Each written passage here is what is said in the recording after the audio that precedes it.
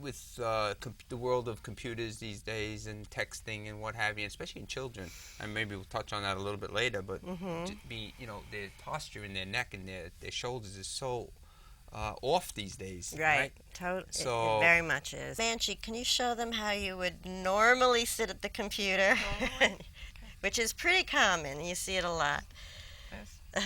Right. Just So typing. this is, usually what you right, see. So sure. this is sort of what you were talking about before. And it could be even worse. Really slouch for a moment. Right. There So you if go. you're really slouching and then you've got to lift your head up to look at the computer, Right. you're shortening in the back of the neck here. And there's all that downwardness in her Correct. torso. And it's much harder to breathe, I'm sure. So I'm going to have you come to the edge of the chair. Right, because these chairs sort of they're sort of falling back a bit. So at the Yes. edge of the chair, she can really be perched up on her sit bones and her legs can be free. Her knees can be free. Her back of the legs can be Sure. free of the chair.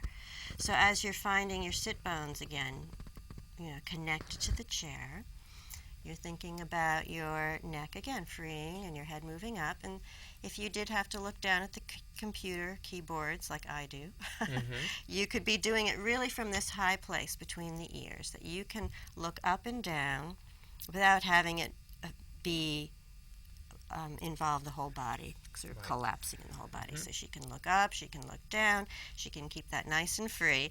So we're thinking about this collarbone, which rests on the rib cage, the scapula rests on the rib cage, and we're just taking a moment to think about releasing the shoulders and allowing them to widen. Good. So how is that for you, Manchi? Definitely feels much easier. It Great. doesn't take as much work to sit or stand or Yeah. just breathe. Awesome. That's great.